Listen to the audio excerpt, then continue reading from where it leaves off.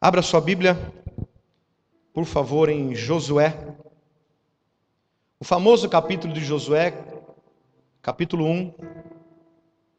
Para mim, o capítulo 1 de Josué é o capítulo-chave de todo o livro. Quando você estuda teologia, você aprende que cada livro tem um texto-chave, cada capítulo tem um versículo-chave, e assim você vai montando todo um quebra-cabeça para entender o texto e o contexto de todo o livro. E para mim o capítulo 1 de Josué é o texto-chave de todo o livro de Josué. Porque aqui realmente foi uma fase decisiva na vida de Josué. Josué capítulo 1, você conhece muito esse texto, eu quero ser bem rápido. Depois da morte de Moisés, servo do Senhor, disse o Senhor a Josué. Tem uma versão que diz assim, falou o Eterno a Josué, filho de Num, auxiliar de Moisés. Moisés, meu servo, é morto. Levanta-te agora. Levanta quando? Não, levanta daqui uma semana. Foi isso que ele falou? Deus falou assim para ele: chora teu luto primeiro. Foi isso? Levanta quando? Você já está vendo onde é que eu vou chegar, né? Passa esse Jordão, tu e todo este povo, a terra que eu dou aos filhos de Israel. Todo lugar que pisar a planta do vosso pé, eu o tenho dado a vós, como prometi a Moisés. Desde o deserto do Líbano até o grande rio, o rio Eufrates, toda a terra dos heteus até o grande mar, o poente, será o vosso o termo. Ninguém te poderá resistir todos os dias da tua vida. Como fui com Moisés, assim serei contigo. Nunca te deixarei e jamais te desampararei.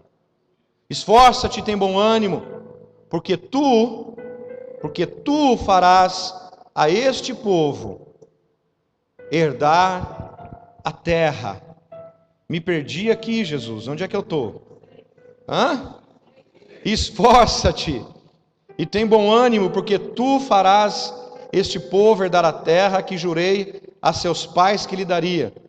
Então somente esforça-te e ser muito corajoso. Cuida em fazer, ou seja, tenha zelo em fazer, conforme toda a lei que o meu servo Moisés te ordenou. Dela não te desvie nem para a direita nem para a esquerda, para que sejas bem-sucedido por onde quer que andares. Não te afaste da tua boca o livro desta lei, medita nele dia e noite, para que tenhas o cuidado ou o zelo de fazer conforme tudo quanto nele está escrito. Então farás prosperar o teu caminho e te serás bem-sucedido. Não te mandei eu? Esforça-te e tem bom ânimo. Não pasmes, nem te espantes, porque o Senhor, o teu Deus, é contigo, por onde quer que andares. Glória a Deus por esta palavra. Se você realmente ler todo o texto e ler todo o livro de Josué, mas principalmente esses 9 primeiros versículos, você vai ver o que o Senhor estabeleceu como propósito, o que o Senhor estabeleceu como missão para Josué, se eu posso dizer assim. O que o Senhor estabeleceu para a sua nação através de Moisés foi um tempo. Moisés foi usado por Deus para tirar o povo do Egito.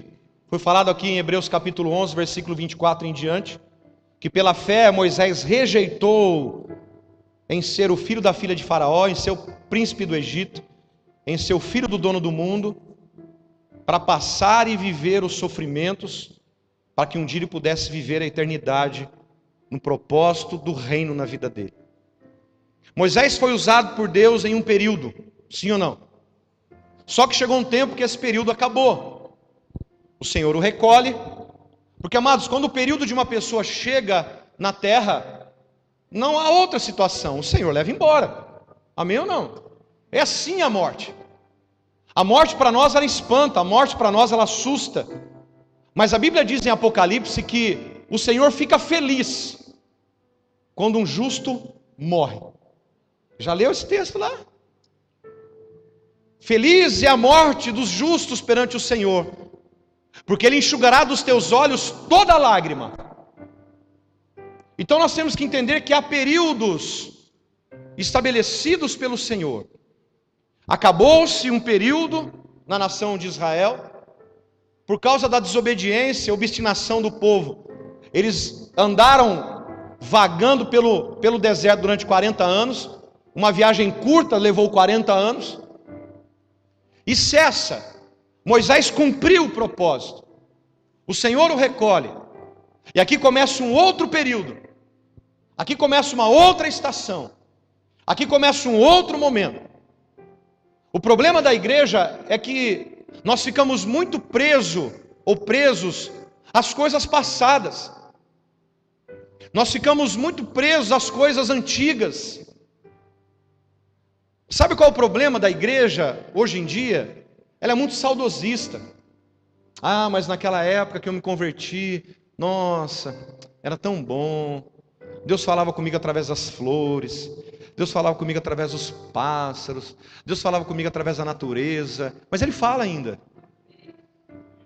A palavra diz em Salmos que a natureza contempla a glória de Deus. Então, se você olhar para a natureza, você vê a glória de Deus ali. Mas a gente é muito saudosista, porque a gente está no primeiro amor. Mas o período de tempo vai passando, as estações vão mudando, os propósitos vão findando, e Deus tem outros propósitos, Deus tem outros objetivos, Deus tem outro tempo. O Senhor está estabelecendo nesse ano um novo tempo para nós, uma nova estação para nós. E aqui você lê o texto e começa a entender que o Senhor estabelece uma missão. Hoje essa palavra missão é muito nova no nosso meio. Coaching usa muito essa palavra, eu tenho uma missão, mas é uma palavra nova, mas a Bíblia diz como propósito, ela traduz como propósito. Deus estabelece um propósito, há uma missão para Moisés, e agora há uma missão para Josué. Josué, levanta agora, esta é a hora, este é o momento. Eu estabeleci este momento. Por isso que deu o tema nessa mensagem de esta é a hora. Ou se você viu na mensagem lá, pus em inglês ainda, it's time. Uau! Estou ficando bom nesse negócio. Porque se você vê, quem já viu luta de MMA aqui? Eu gosto muito de luta, eu vejo muito isso. E quando os dois lutadores entram no octógono para lutar, o locutor ele fala essa frase: it's time. Chegou a hora. Porque um lutador, para entrar no octógono, ele prepara durante de 3 a 6 meses, ele entra num processo de preparação, para que naquele momento, ele possa ficar ali no máximo 25 minutos. Quando ele luta por um cinturão, são 5 rounds de 5 minutos, são 25 minutos eternos, parece que não passa nunca. Para a gente estar no meio da luta é assim, são 5 minutos, quem olha de fora fala assim, isso é rápido, mas quem está lá dentro, é uma eternidade. São 15 ou 25 minutos da vida do cara. Eu fico imaginando os dois lutadores que prepararam durante 6 meses, durante 1 ano, dependendo do processo de preparo do lutador. Quando o locutor fala, chegou a hora, se sou eu, já me borrava inteirinho ali. Porque aquele é um momento crucial na vida daquela pessoa. Só um vai sair dali vencedor. Só um dali vai sair com a vitória. E a Bíblia diz, Paulo diz, ele compara a vida de um cristão como um atleta que corre em volta de um estádio. Ele diz, todos correm, mas só um chega na vitória.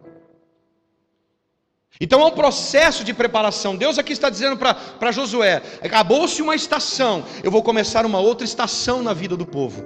Eu vou começar um outro momento na vida do povo. Eu vou começar um novo tempo na vida do povo. E Josué, você é o cara que vai fazer isso. Deus quer estabelecer um novo tempo para nós, um novo momento para nós, mas Ele precisa de um elemento para isso, para que isso possa acontecer. E esse elemento é você. Não espere que venha de outro. Deus quer usar você. Deus quer usar você na sua família. Deus quer usar você lá no seu trabalho. Deus quer usar você aonde quer que Ele te leve, na fila de um banco ou num posto abastecendo o carro, seja onde for, na fila de um mercado, Deus quer usar você. Ah não, Senhor, eu não tenho dom para isso. Essa é a frase que eu muito mais escuto. Eu não tenho dom para isso, então, que o Senhor use outro. Não, Ele quer usar você, porque chegou a hora. Está na hora. Esse é o momento. Esse é o tempo. É o tempo para que Deus possa estabelecer esse novo propósito. Há uma missão para mim e para você. Mas a missão não é impossível. Ela é possível. Você entende o que eu estou dizendo? A missão precisa ser cumprida. A missão precisa ser realizada e finalizada por alguém. O verso 2 de uma outra versão diz assim: meu servo Moisés está morto. Josué, chegou a hora. Ele não deixa nem Josué chorar a morte do mentor dele. Não tem por que chorar. Ele estava com o Senhor. O propósito havia sido estabelecido. O propósito de Moisés foi finalizado. A função de Moisés era libertar, de Josué era salvar. Você entende? Josué não libertou, Josué salvou o povo. Tanto que o seu nome significa ele salva. Josué significa ele salva. Oséias, o nome Oséias significa ele salva. E o nome Jesus significa ele salva. Você está entendendo a figura de Cristo nesse texto?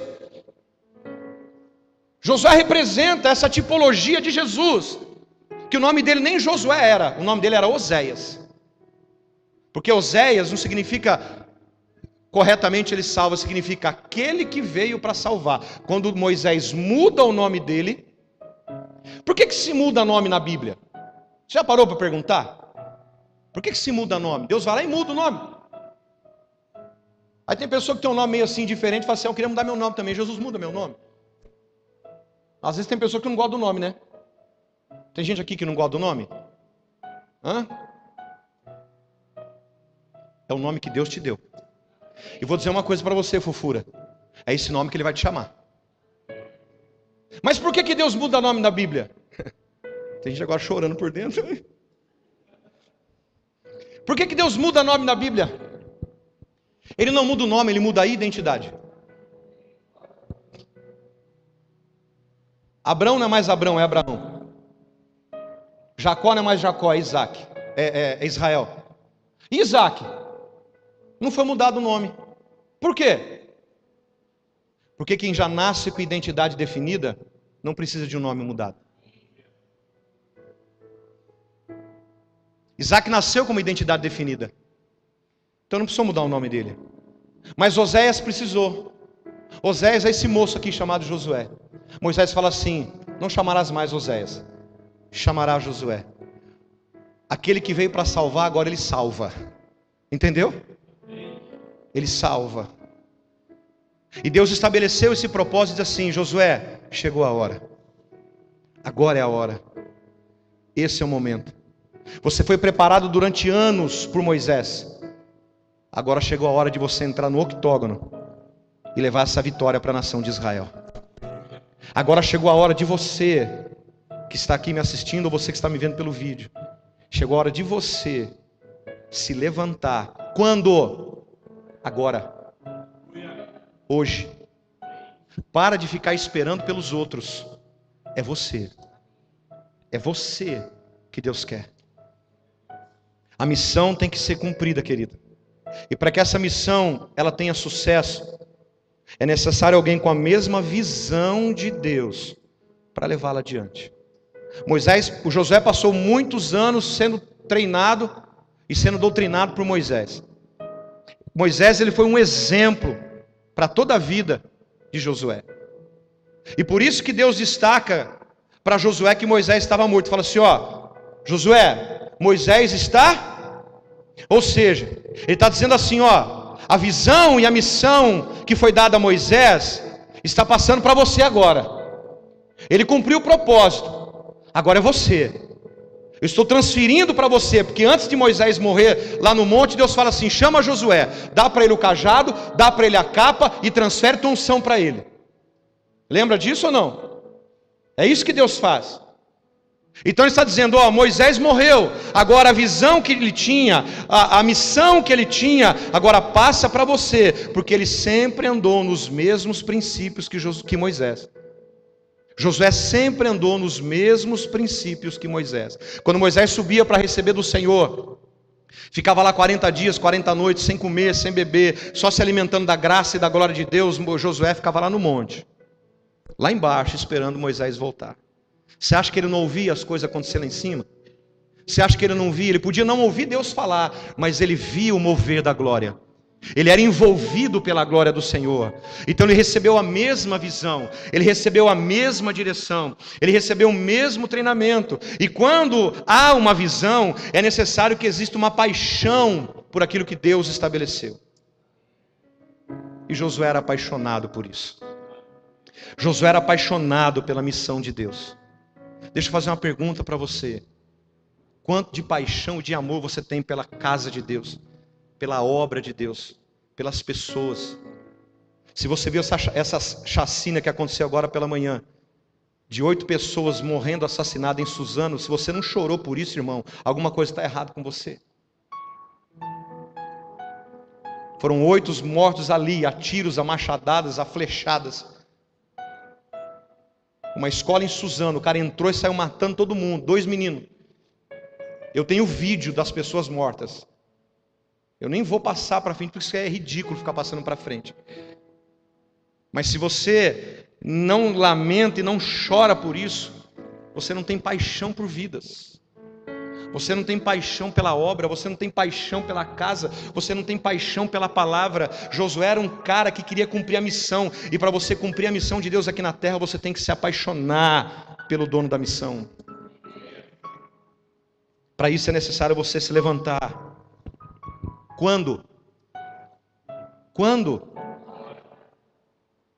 Agora. E querido, só consegue se levantar, o texto me mostra, só consegue se levantar, primeiro, quando o meu ouvido está sensível à voz dele. O Senhor falou, não falou? Falou o Eterno a Josué. Ele tem que estar com o ouvido.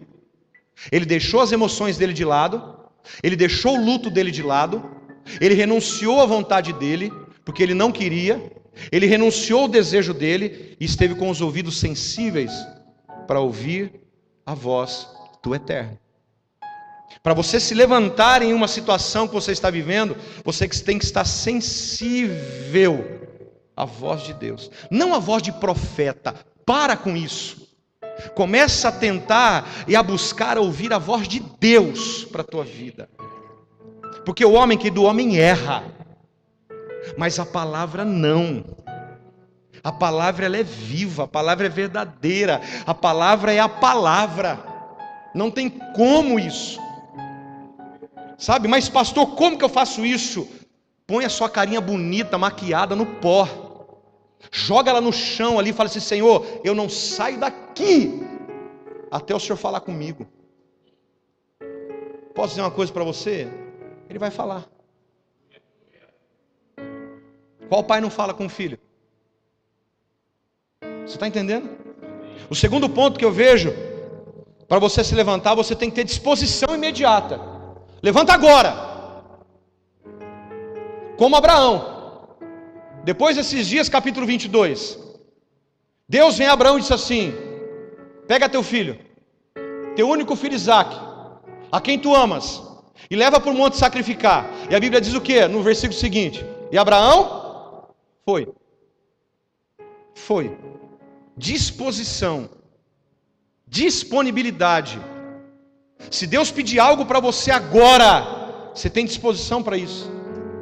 Se Deus te pedir algo agora, você tem disponibilidade para isso? É imediato? Ou você vai dizer assim: não, eu preciso orar para ver se realmente é Deus falando?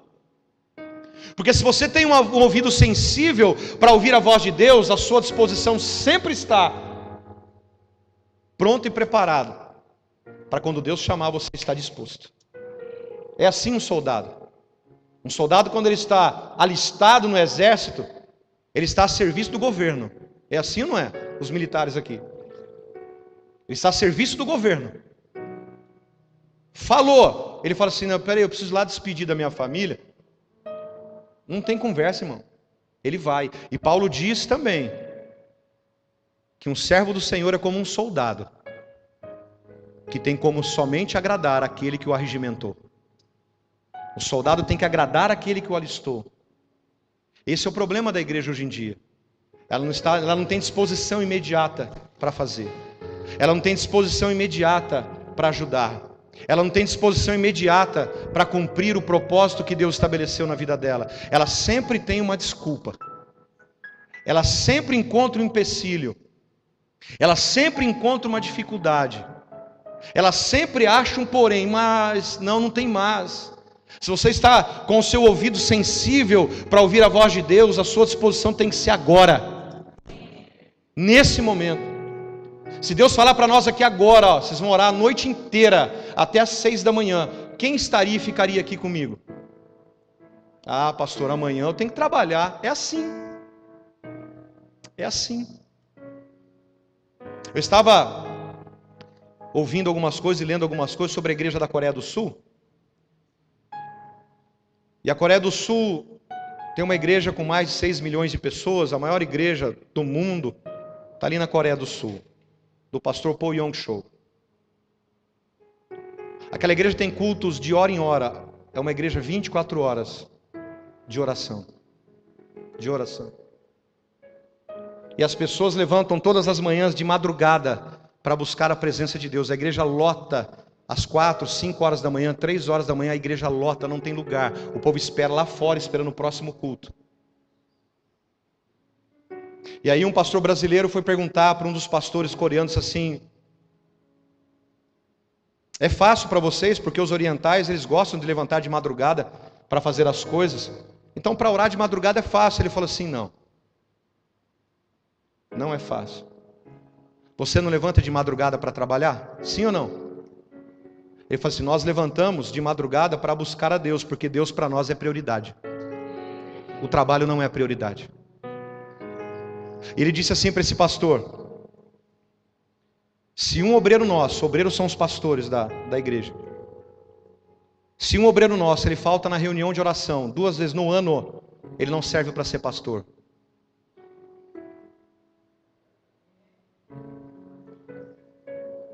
Diferente, né? A disposição é imediata. A disposição é imediata. Você sabe quanto de tempo um pastor coreano dedica à igreja? 30% do seu tempo. E os outros 70%? Joelho dobrado, buscando a presença do Senhor. Diferente isso, né? Ah, mas é questão de cultura. E por que nós não geramos uma cultura de ter uma disposição imediata para cumprir aquilo que Deus estabelece para nós? Porque existem muitas coisas em nossas vidas ainda que nos prendem, que nos aprisionam. Você quer ver um exemplo? O dinheiro. Ele te prende. Ele te amarra. Então Deus fala assim: você está disponível? Então levanta agora. Ele deixa tudo de lado, ele deixa tudo para trás. O terceiro ponto é renúncia dos seus próprios interesses. Para você cumprir a missão de Deus na sua vida, o propósito de Deus na sua vida, você tem que renunciar os seus próprios interesses. Para começar a viver os interesses de Deus. Para se viver os interesses de Deus, é necessário renunciar os seus próprios interesses em favor do reino. Eu te pergunto, você está pronto para isso? Não responde não. Versículo 3. Quando isso acontece, eu estou disposto a me levantar com ouvido sensível, com disposição imediata e com renúncia dos meus interesses. Aí vem a palavra de promessa. O problema da igreja brasileira é que ela quer viver a promessa, mas não quer viver a responsabilidade da palavra. Aí sabe o que ela faz? Busca culto de vitória, culto de campanha, culto de conquista. Procura homem A, procura o homem B, procura o cara C, e vai procurando e vai andando, e vai andando, e vai andando, mas o principal que ela tem que procurar, ela não procura. A principal pessoa e a mais interessada em abençoar, ela não busca. Esse é o problema da igreja contemporânea. Os grandes avivamentos aconteciam no passado, por quê? Porque os interesses daqueles homens eram buscar a face de Deus. E nós temos que trazer isso de volta. Você está entendendo o que eu estou dizendo? Quando você tem um ouvido sensível, uma disposição imediata e renuncia à sua vontade, a promessa vem. Eu fico imaginando Deus falando: levanta, Josué. Ele já se levantou, já enxugou a lágrima dos olhos. Isso não está na Bíblia, isso eu fico imaginando. Já enxugou a lágrima dos olhos, pegou seu capacete, seu escudo, sua espada. Eu fico imaginando assim: pode falar, Senhor, eu estou aqui para te ouvir. Eu sei que a estação de Moisés acabou, agora começou a minha estação, então agora o Senhor vai me usar. É isso que Deus quer fazer com a igreja. Porque a Bíblia diz: todo lugar que pisar a planta do vosso pé, eu tenho dado. Ele já deu. Eu tenho dado a vós, como prometi a Moisés. Quando eu estabeleço minha vida pela condição da palavra dele, a sua palavra é liberada com um único propósito estabelecido. Qual é? Cumprir. Ele fala assim: ó, eu vou cumprir em você como eu prometi para Moisés. Aí você lembra de Números, ele não é homem para que minta. Então se ele falou para a tua vida, vai acontecer. Deixa eu dizer algo para você: chegou a hora. Esta é a hora. Esse é o tempo para que a gente possa cumprir a missão e a palavra de promessa se cumprir em nossas vidas. Mas primeiro eu preciso cumprir aquilo que Deus tem para a minha vida. Não inverte a ordem. Abre comigo em Isaías 55. Quando eu estabeleço minha vida pela condição da palavra, não pela minha condição, mas pela condição da palavra dele, a sua palavra é liberada com um único propósito, já estabelecido. Eu já dei a terra a Josué, é sua, Josué, está entendendo? Eu não preciso buscar aquilo que já é meu. Isaías 55, versículo 8. No meu relógio está 10h15, está no horário de verão ainda. Agora que eu vi. Isaías 55. Achou? Versículo 8. Meus pensamentos, diz o Senhor, não são muitos diferentes dos seus. Aliás, perdão, são muito diferentes dos seus. Diz o Senhor: meus caminhos vão muito além dos seus caminhos. Pois assim como os céus são mais altos que a terra, meus caminhos são mais altos que os seus caminhos, meus pensamentos mais altos que os seus pensamentos. A chuva e a neve descem dos céus e na terra permanecem lá, até regá-la. Fazem brotar os cereais, produzem sementes para o agricultor e pão para os famintos. O mesmo acontece com a minha palavra. Eu a envio e ela sempre produz fruto. Ela fará o que eu desejo e prosperará onde quer que eu a enviar. Então ele fala assim: Josué, eu já dei, é tua. Mas você está disposto a cumprir a missão? Você está disposto a abrir mão dos seus recursos financeiros, dos seus recursos materiais? Não, manda para a igreja que a igreja dá. Não, dá você. Você é a igreja. Amém, querido? Você é a igreja. Pessoa pediu uma ajuda para você, ajuda. É lógico, na medida das suas posses, na medida do possível. Senão a gente junta 3, 4, 5 e tenta ajudar. Amém ou não? Para de transferir uma responsabilidade que é tua. Você aguenta mais um pouquinho? Versículo 5 de Josué. Ali diz uma palavra assim para Josué, para ele ficar tranquilo. Depois da palavra de promessa vem uma palavra de refrigério. Ninguém te poderá resistir todos os dias da tua vida. Como fui com Moisés, assim serei contigo. Nunca te deixarei e jamais te desampararei. Quando a palavra de promessa vem, sempre haverá uma palavra de refrigério. Sabe o que eu entendo esse versículo aqui? Relacionamento. Ele está dizendo: como eu me relacionei com Moisés, eu vou me relacionar com você. Fica tranquilo, Josué. O mesmo relacionamento que eu tinha com Moisés, eu vou ter com você. Ele está dizendo assim que não vai ter resistência, pelo simples fato de que a presença de Deus se relaciona através de lealdade, fidelidade, em aliança pela palavra. Josué, fica tranquilo, quem vai fazer sou eu. Deixa eu dizer uma coisa para você, coisa fofa. Não é você quem vai fazer, é o Senhor. Se você entender o propósito do versículo 1 e 2, o restante é com o Senhor. Amém. O restante é com o Senhor. Mateus 28, verso 20, a parte B diz assim: lembrem-se disto, eu estou sempre com vocês até a consumação dos séculos. Alguém está entendendo? E falando de relacionamento, é só você pegar Gênesis capítulo 1 e Gênesis capítulo 2. Você vai ver que Deus fez todas as coisas, criou todas as coisas, com um único propósito e um único objetivo. Qual é? Gênesis 1 e 2, ele fez tudo. Haja luz, houve luz, haja terra, houve céu, sol, lua, planta, estrela, animal, água, peixes marinhos, animal que rasteja, cria o homem, planta um jardim, coloca o homem lá dentro. Tudo para quê? Vai ficar bonito na selfie? Sabe qual é o único propósito de Deus por Ele ter feito tudo isso em Gênesis 1 e 2? Para se relacionar com você. Sabe por que o Senhor entregou Jesus para nós? Para não perder o relacionamento com você. Esse Deus é maravilhoso. Porque no versículo 8 do capítulo 3 de Gênesis assim: quando soprava a brisa ao entardecer, ou na viração do dia, o homem e sua mulher ouviram a voz do Senhor, caminhando pelo jardim. Todo dia, o que eu disse? Deus ia até eles. Eles não iam até o Senhor, Deus ia até eles. Tinha algo dentro do homem que atraía a presença de Deus. Nós precisamos resgatar isso.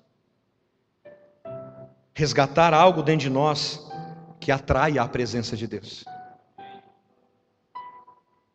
Mas não só numa reunião, seja um culto, um grupo familiar ou uma oração, mas a sua vida.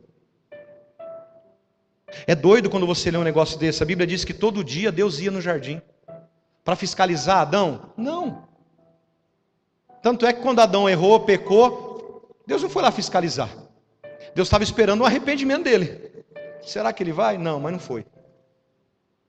Deus não ia para fiscalizar o trabalho. Deus ia lá para ter relacionamento com ele. Jesus não fiscaliza o teu trabalho. Jesus não fiscaliza o que você está fazendo. Ele quer ter relacionamento com você.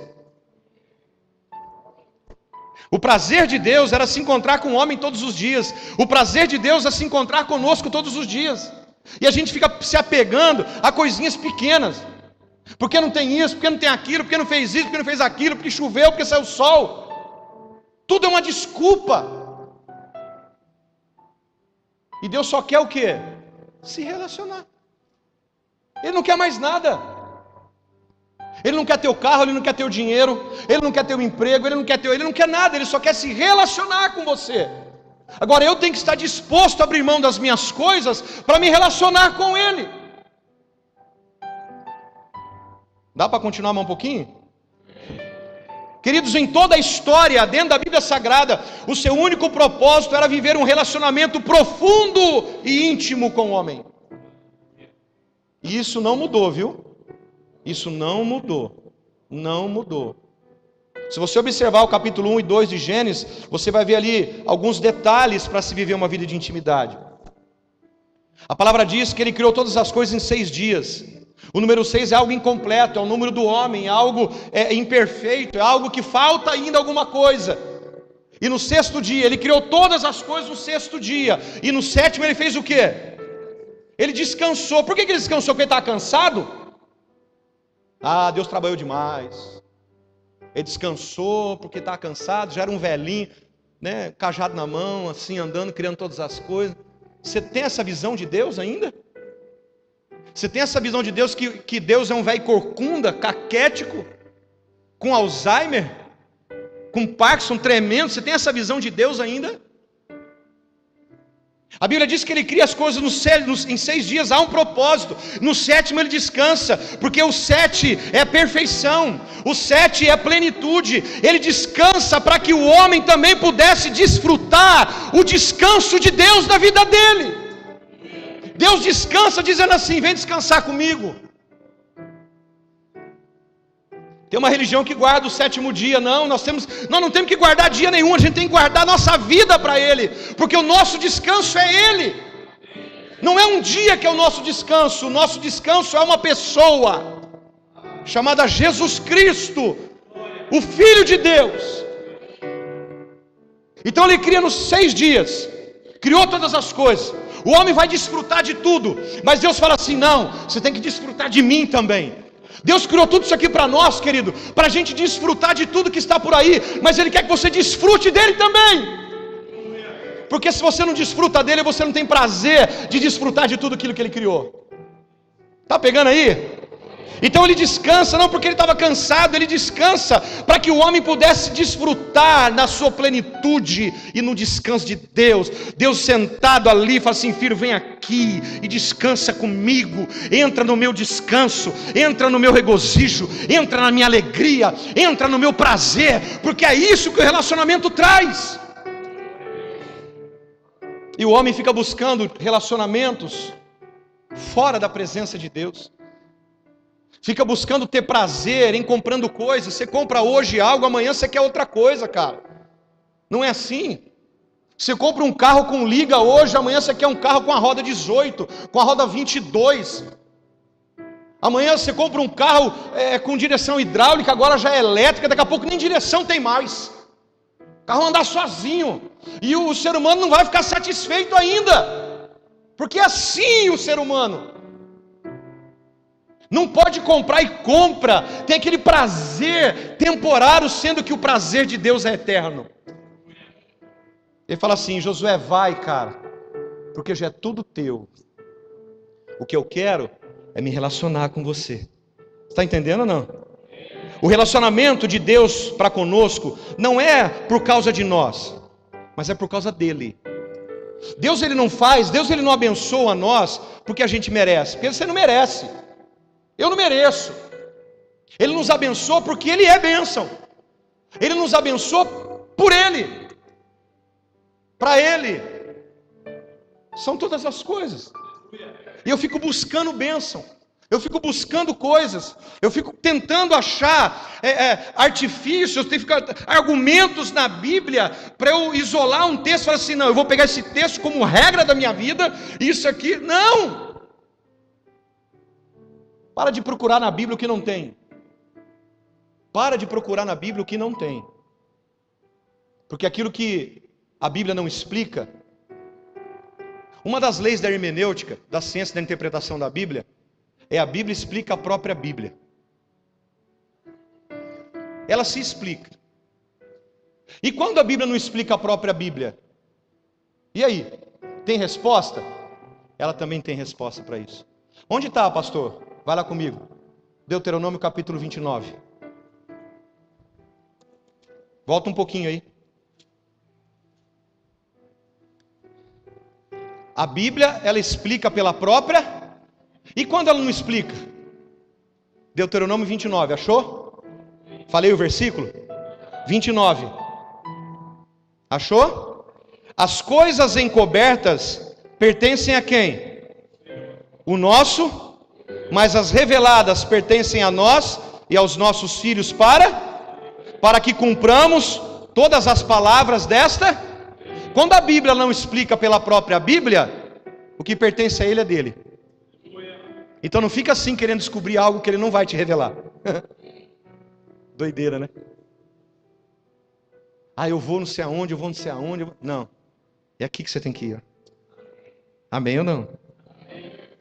Porque, queridos, não precisa abrir, mas João capítulo 15, verso 16, eu estou encerrando. Vocês não me escolheram, eu escolhi a vós. Eu os chamei para irem produzirem frutos duradouros, para que o Pai lhe dê tudo. Para que o Pai lhe dê o quê? O que me pedirem. O Senhor nos chamou para a gente produzir o quê? Fruto. Produzir fruto. Que fruto? Aí eu vou lá para Gálatas 5:22. Amor, paz, longanimidade, bondade, benignidade, mansidão, domínio próprio. Parará. São esses frutos. Quando eu produzo esses frutos, eu posso pedir tudo em nome dele, que ele me dá. Preciso fazer campanha? Eu preciso o quê? Fala comigo, levantar. Preciso, segundo, me esforçar. Não, mas esse esforço que você está aí, pelo amor de Deus, você está me desanimando aqui. Eu estou desde cedo em atendimento aqui, não parei até agora. Primeiro você tem que fazer o quê? Segundo você tem que fazer o quê? Terceiro é animar. Fala comigo, animar. Quando? Agora. Não precisa fazer campanha. Você tem que se levantar, você tem que se esforçar e você tem que se animar. Quando? Josué, agora. Relacionamento promove, queridos, responsabilidade. Responsabilidade. Ele diz o verso 6: esforça-te e tem bom ânimo, porque você, Josué, fará este povo herdar a terra que jurei aos seus pais que lhe daria. Você está entendendo? Relacionamento gera, aqui é responsabilidade. Deus está dando uma responsabilidade para Josué. Essa responsabilidade não é da tribo de Benjamim, essa responsabilidade não é da tribo de Judá, essa responsabilidade não é de nenhuma tribo, essa responsabilidade é tua. Esse é o problema. A igreja quer viver as bênçãos, mas não quer assumir as responsabilidades. Josué, você tem uma única responsabilidade. Leve esse povo. Leve esse povo. Tem bom ânimo. Se esforça, porque eles vão herdar. Aí o versículo 7 se cumpre de novo. Então somente esforça-te e ser muito corajoso. Cuidado. Por que ele está falando para Josué ter coragem? Porque vão existir situações para gerar medo. Senão Deus não tinha falado. Concorda? Por que Deus fala assim para ele? Josué, anima. Porque vão existir situações no meio do caminho que vai trazer desânimo. Concorda? É assim a vida do cristão. Deus está dizendo que já deu a terra, estabeleceu o propósito, mas Ele não vai nunca revelar o processo. Por que Ele não revela o processo? Porque senão você não sai de casa amanhã. Porque o processo é doloroso. O processo vai desanimar. O processo vai gerar medo. Ele fala assim: Josué, anima. Por quê? No meio do caminho vai existir situações de desânimo. Josué, tem coragem. Por quê? No meio do caminho, para chegar no propósito, vão surgir situações que vão lhe causar medo. Mas ele diz assim: fica tranquilo, eu não desamparei Moisés, eu não vou te desamparar. Quero dizer uma coisa para você: se ele não desamparou Moisés, não desamparou Josué, não desamparou Elias, Eliseu, todos os profetas, Jeremias, Isaías, Abacuque, Naum, Sofonias, Miqueias, Joel, Jonas, todos, Malaquias, não desamparou os apóstolos, não desamparou, nenhum deles vai desamparar você? Porque a Bíblia diz que Ele não é homem que minta, nem filho do homem que se arrependa. A Bíblia diz que Ele é o mesmo ontem, lá no passado, para os patriarcas e profetas e apóstolos, é o mesmo hoje e vai ser para sempre.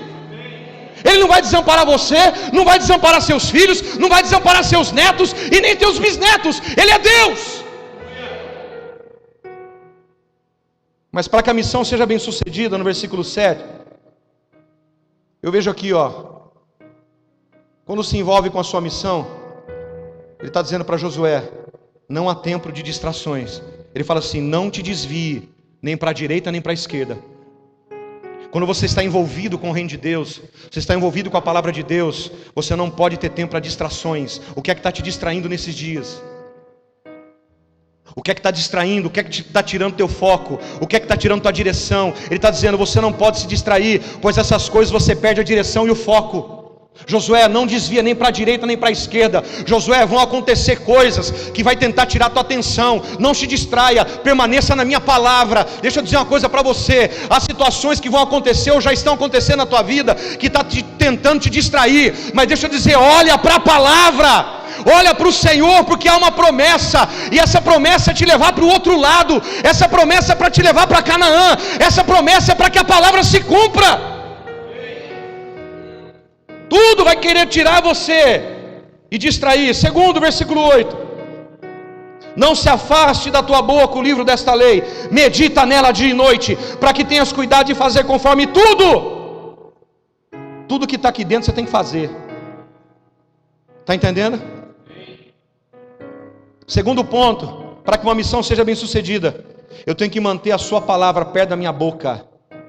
Ele está dizendo: Josué, não tira a palavra de perto da boca, medita nela dia e noite. A Bíblia não fala para você ler Bíblia, a Bíblia fala para você meditar. Você não vê na Bíblia Deus mandando você ler. Deus manda você meditar. Medita nela. Meditar é você parar, ter tempo e focar sua atenção para ela. Está entendendo ou não? Você tem que manter a palavra na boca. Como? Professando e confessando a palavra. Professando e orando a palavra. Porque a Bíblia diz em Mateus 12, 24, parte B, mas a boca fala do que está cheio o coração. Terceiro e último ponto. Está no mesmo versículo, 8. Meditando dia e noite, para que tenha cuidado de fazer conforme tudo que está escrito. Terceiro ponto, para que a minha missão seja bem sucedida, eu tenho que meditar em todos os momentos, em todo o tempo, para conseguir fazer, cumprir e executar o propósito. Quando a situação bater a sua porta, você tem que ir para onde? O pastor? O bispo? O apóstolo? O semideus? Tem que ir para onde? Não, tem que ir lá para o pastor, tudo bem, mas o pastor vai para onde com você? Vai te levar aonde? Eu não vou te levar no meu pensamento, vou te levar na palavra. Porque você tem que meditar na palavra. Você está entendendo? Aí, o final diz assim, depois do ponto: então, farás prosperar o teu caminho. E quando você fizer a campanha de 7 semanas, você será bem. É isso que está dizendo o texto? Não, tem que ser 7. Não pode ser 6 nem 8. Tem que ser 7, 14, 21. Múltiplo de 7. É o que o texto está dizendo o quê? Quando eu medito nela de noite, eu não afasto da minha boca, eu sou o quê? Meu caminho é o quê? Próspero. Meu caminho é o quê? Bem-sucedido. A Bíblia diz, então. A palavra então, queridos, é um advérbio. Quando o advérbio é colocado no meio da frase, ele muda o sentido da frase. Eu estou gastando esses últimos dias aqui, hein? Fala a verdade. Nem isso, você já parou para prestar atenção? Quando eu medito, não afasto da minha boca, medito nela de noite, me levanto, me animo, me esforço. Então, mudou todo o sentido. Farás prosperar o teu caminho. E você será bem-sucedido em tudo o que você fizer. É simples, não é? Esta é a hora. Esta é a hora de se levantar, se preparar, de passar para o outro tempo, a um novo tempo. Agora cabe a você passar para esse tempo, para que o Senhor possa cumprir o propósito na tua vida. Quem tem ouvidos, ouça o que o Espírito diz à igreja. Se você entende, fique de pé, em nome de Jesus.